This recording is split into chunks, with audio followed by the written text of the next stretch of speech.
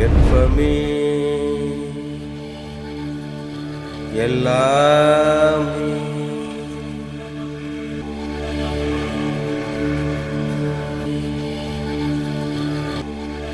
வெப்பமே எல்லாமே, எல்லாமே ஒன்றுதான்.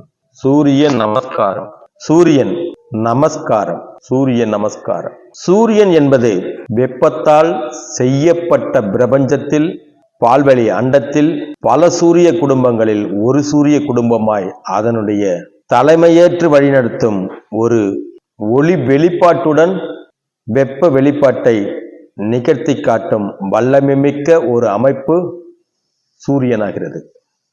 நாம் பூமியில் பிறந்த, பரிணாமத்தில் உயர்ந்த, மனித நிலை வடிவத்தில் உள்ள மன பதிவான மனிதனாக நாம் இருந்து இயங்கி வருகிறோம். இந்த உடலை இயக்கி வருகிறோம்.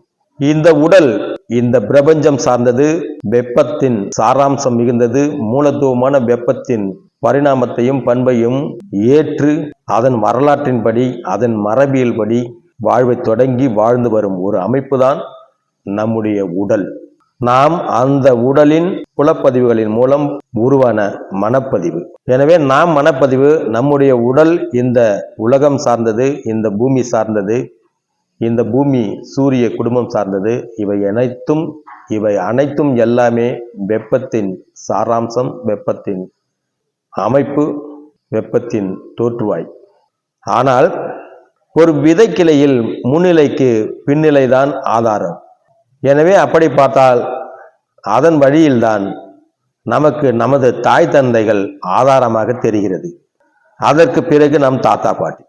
இப்படி வழிமுறையாக்கப்பட்டுள்ள நமது மரபியல் பரிணாம வடிவ நிலையின் மூலம் நம்முடைய வாழ்வு உருவாகி இருக்கிறது. அதன்படிதான் நாம் வாழ்ந்து வருகிறோம். எனவே ஒரு இலை கொத்திற்கு முன்னிலைகளே மூல இலைகளாக மாறுகின்ற இந்த தத்துவத்தில் என்னதான் இந்த பிரபஞ்சத்தின் முழுமையான வெப்பம் இந்த சூரியனையே படைத்திருந்தாலும், சூரிய குடும்பத்தையே வகுத்திருந்தாலும், நமக்கு மூலமாக, பூமிக்கு மூலமாக மிக நெருக்கமான வழிமுறையாக இருப்பது சூரியன் என்பதில் எந்த விதமான மாற்று கருத்தும் இருக்க முடியாது. முழுமையான வெப்பம் நம் அருகே இருக்கிறது, அனைத்துமாக இருக்கிறது, அனைத்துமாக இருந்து இயக்குகிறது. ஆனால் சூரியன் கோடானு கோடி மைல் தூரத்தில் இருந்தாலும் அதனுடைய தாக்கம் பெரும் தாக்கமாக இந்த பூமியின் மீது விழுகிறது. அது ஏற்படுத்தும் தாக்கத்தை தான் இங்கு இருக்கும் முழுமை வெப்பம் சரி செய்ய செயல்படுகிறது. ஏனென்றால் சூரியன் ஒரு நேரத்தில் கடல் பரப்பிலும், நிலப்பரப்பிலும், மலை பிரதேசத்திலும், பாலைவன பிரதேசத்திலும், நீர்நிலைகளிலும், விவசாய பகுதிகளிலும், காடுகளிலும் ஒரு நேரத்தில் தன்னுடைய கதிர்வீச்சை பரப்புகிறது. இந்த கதிர்வீச்சு மோதும் போது அங்கிருந்து வரப்படும் வெப்பம் நிலை மட்டுமல்லாமல் மோதலால் வெப்பம் இயல்பாக வெளிப்படும்.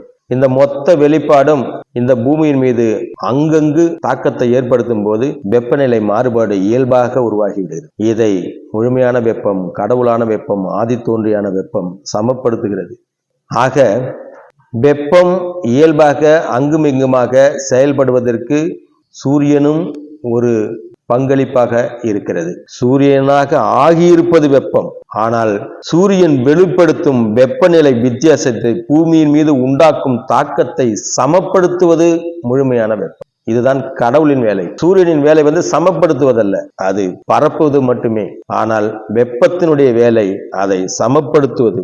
சூரிய பரவலாக்கத்தின் மூலம் விதவிதமான வித்தியாசமான வெப்பநிலைகள் இயல்பாக உருவாக்கி விடுகின்றன. கடல் பரப்பில் ஒரு வெப்பநிலையை அது தாக்கத்தின் மூலம் உண்டாக்குகிறது, ஒரே நேரத்தில் நிலப்பரப்பில் ஒரு விதமான தாக்கத்தை உண்டாக்குகிறது. இந்த வித்தியாசங்கள் தான் காற்றை இயல்பாக இங்கும் அங்குமாக வாயு மூலக்கூறில் நகர்த்துகிறது, காற்றாகிறது, மேகக்கூட்டங்களை நகர்த்துகிறது, மழையாக பெய்விக்கிறது, இயல்பாக வாழ வைக்கிறது, எல்லா விதமான நீர்நிலைகளை உண்டாக்குகிறது, நீர்நிலைகளுக்குள் தாவரங்களை உண்டாக்குகிறது. இப்படி பலவிதமான வேலைகளை சூரிய கதிர்கள் செய்வித்தாலும் வெப்பம் மட்டும் இங்கும் அங்குமாக நிலை மாற்றத்தை சமன் செய்ய வேலை செய்து கொண்டே இருக்கிறது. எனவே இப்படி மூலாதாரத்தை பயன்படுத்தி உருவான சூரியன் பூமிக்கும் நமக்கும் நெருங்கிய தொடர்பில் மூலகமாக அமைவதால் அதனுடைய தாக்கம் நமக்கு அதிகமாக இருக்கிறதால் எல்லாவற்றுக்கும் காரணமான வெப்பம் என இருந்தாலும் இந்த சூரியனின் பெரும் தாக்கம் இந்த பூமியை பலப்படுத்துவதாலும் நமது முன்னோர்கள் அதனை ஒரு வழிபாட்டு காரணியாக வகுத்து கொண்டார்கள். வெப்பந்தான் மூலம், வெப்பந்தான் ஆதி தோன்றி என இதுவரை இன்னமும் இந்த மானுட சமூகம் அறியப்படாததால் இந்த வெப்பத்தை வெளிப்படுத்தும் சூரியனை ஆதார சக்தியாக, இதனால் தான் எல்லாம் இருக்கிறது என்ற நம்பிக்கையாக கைக்கொண்டு அதனை சூரியனை வழிபாட்டு கருவியாக, வழிபாட்டு ஆதாரமாக, வழிபாட்டு மூலமாக ஆக்கிக்கொண்டு சூரிய வழிபாடு, சூரிய நமஸ்காரம் செய்து வருகிறார்கள். இப்படி செய்யலாமா? அதனால் நமக்கு பலனுண்டா என்றால், வழிபாடு என்பது ஒரு வழிபடுதல். வழிபாடு என்பது ஒரு வழிபடுதல். நமஸ்காரம் என்பது ஒரு மரியாதை செலுத்துதல், ஒருவித தன்மைக்கு கட்டுப்படுதல்.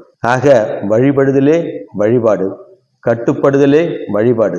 ஆக எதை நோக்கி, எதை அர்த்தத்தை புரிந்து, எது பலன் அளிக்கிறதோ அதனுடைய தன்மையை உணர்ந்து அதை நோக்கி வழிபடுதல் என்பது நம்முடைய மரபு. எனவே சூரிய நமஸ்காரம் நிச்சயம் அந்த தன்மையில் அதற்கேற்ப பயனை தரும், பலனை கொடுக்கும் என்பதால் சூரிய நமஸ்காரம், சூரிய வழிபாடு இதுவரை வழிமுறையாக்கப்பட்டு வழிபட்டு வந்து கொண்டிருக்கிறது.